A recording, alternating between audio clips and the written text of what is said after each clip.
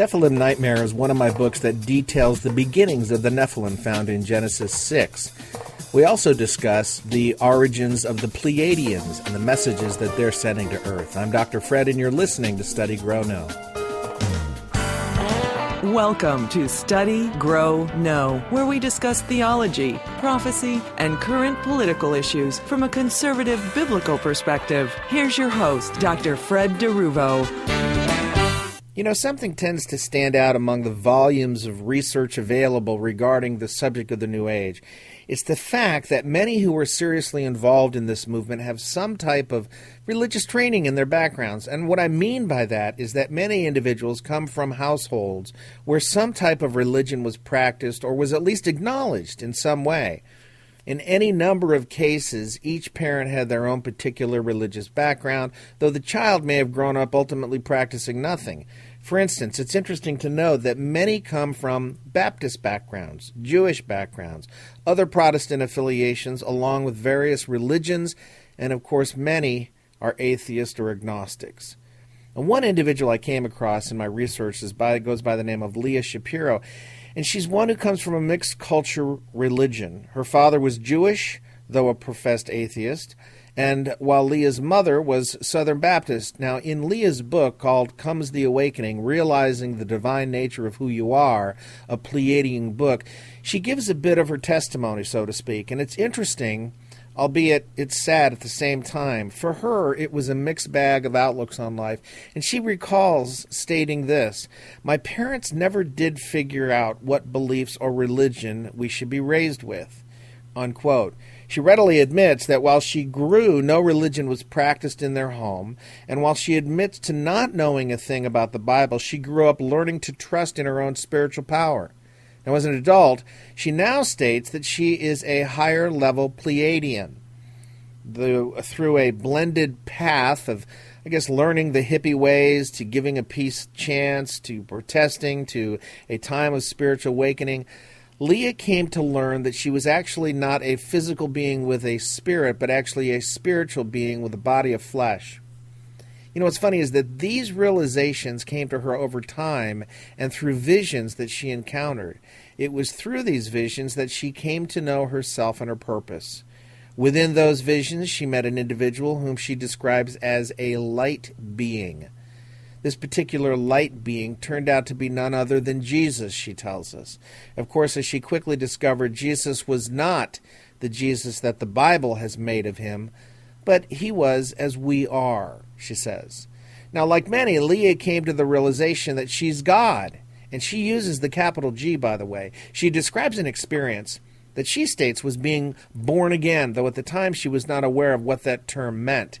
It was a day in which she says she came to God, but not through Jesus. Of that experience, she says this, quote, "I didn't believe in Jesus, or not in the biblical sense anyway. I didn't believe in sin either, but I read the prayer in the booklet my sister had sent just in case. That was the day I simply gave up. I said, okay, God, I give up. And I read a prayer twice just to make sure. I had no one to turn to but God, although I was not sure where God was. I only knew that I needed divine help," unquote. Experiences like those just described are fast becoming the norm for people involved in the New Age. The New Age is vastly more than simply people meditating to achieve various stages of relaxation.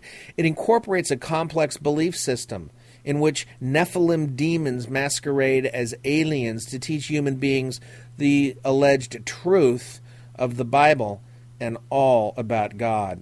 Now, if you read my last book, or the book that came before this one, but had the same topic, Demons in Disguise, then you already know of my perspective. You're already aware of what I believe with respect to demons and Nephilim. You know, for instance, that I believe that the demons of Christ's day and of our day are largely the Nephilim who were forced to vacate their physical bodies when the global flood of Noah's day came upon the entire earth. Now, since that time, they roam the spiritual realm and our physical realm, seeking another body to inhabit and control. Now, one of the greatest weapons of deceit that these Nephilim demons use against human beings, besides our lack of knowledge, is our gullibility, and the two are connected. Because we are fallen creatures, everything about us is fallen, including our emotions. These Nephilim demons have learned that they can control us through our emotions. We are susceptible to their suggestions, their false visions, more properly termed hallucinations, and more because of these things and how they affect our emotions. Now, once they have our emotions, folks, they have us. To those who are not looking for any type of spiritual utopia, these people are already theirs as well. These individuals, unlike those within aspects of the New Age movement, believe in themselves just like New Agers do, but their reasoning is built on the axiom that you gotta watch out for number one. But in truth, both groups cater to this axiom.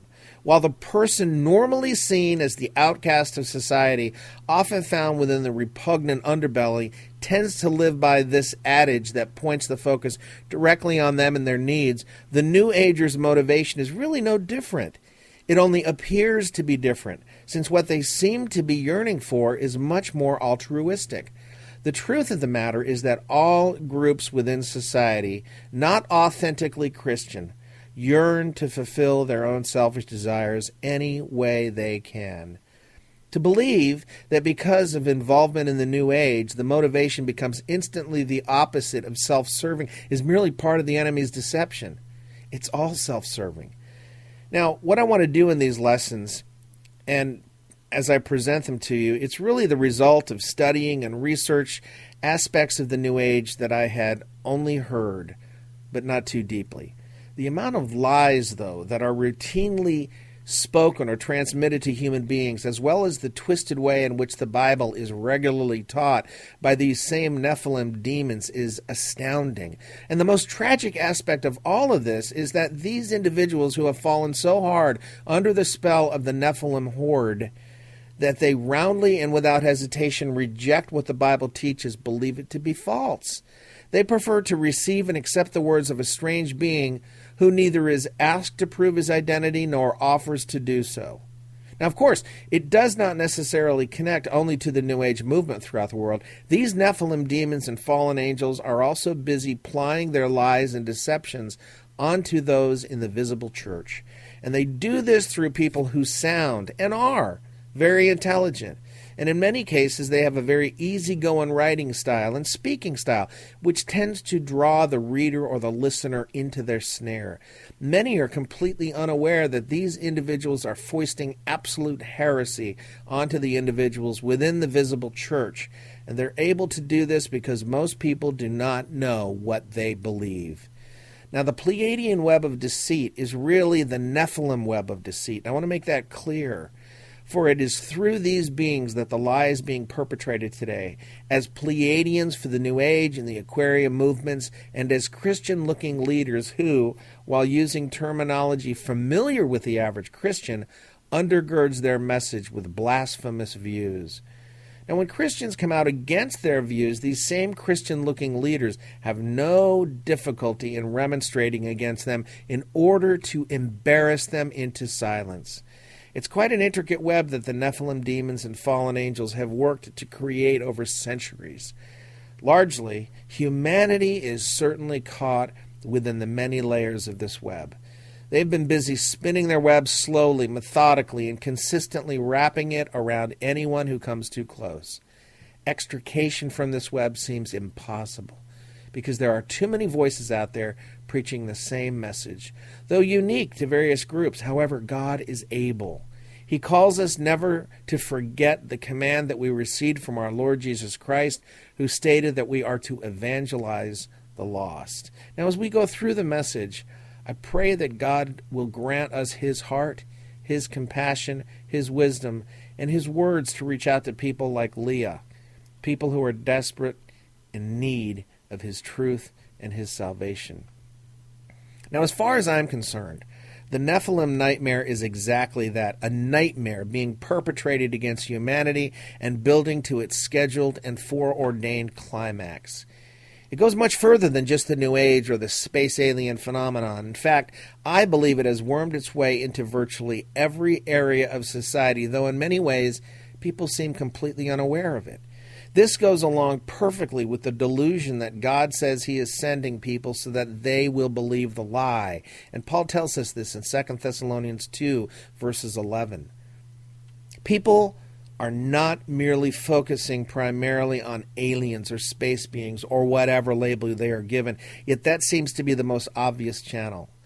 Folks the world over have been and continue to be affected and infected with the unadulterated evil that Nephilim demons foist upon them as they search for available human hosts.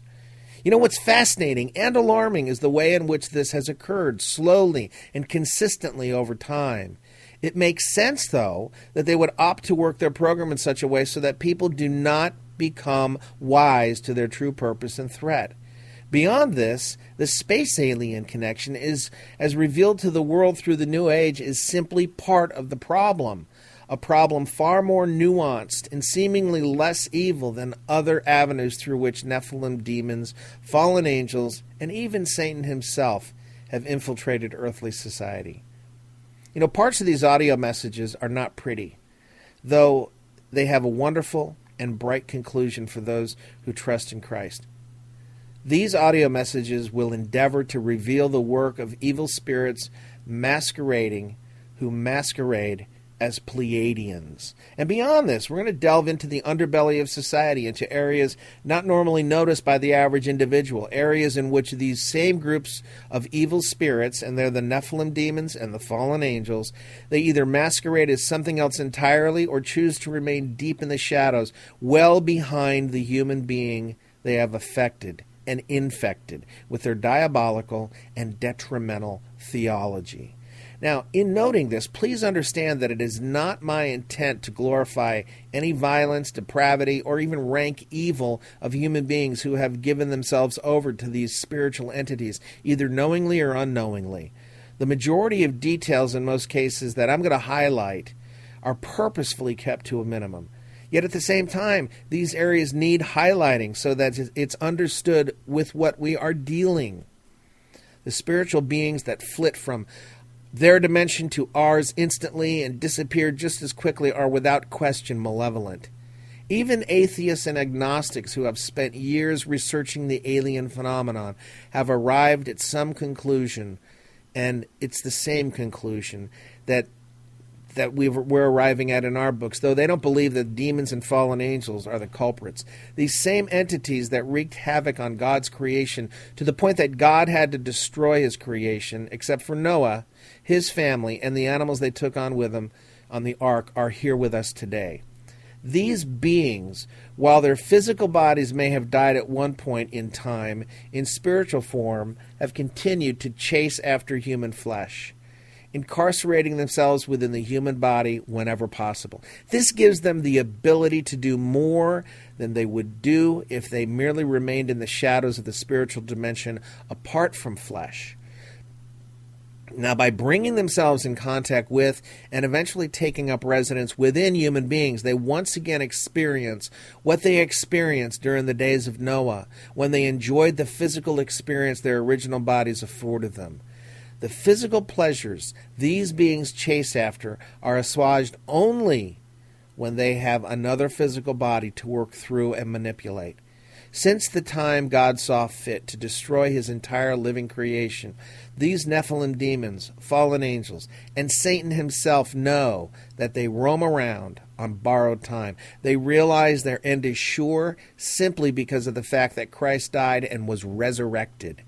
The death of Christ made the victory possible, and the resurrection sealed the deal. Neither death nor Satan could hold the author of life in the ground. Certainly, as the book of Job testifies, they have always been under God's control. Satan was actually defeated from the moment God issued the prophecy of his coming defeat through the Messiah's death way back in Genesis 3. This prophetic utterance by God sealed the deal then. But Satan has been allowed to continue to work since then because, in keeping with his natural proclivities, he desires to overturn God's work and his promises. God has put Satan's actual sentencing until his full purposes are met. So he's put it off until then. And that's our show for today. So join me next time, and until then, may God open your eyes to see how richly blessed you are.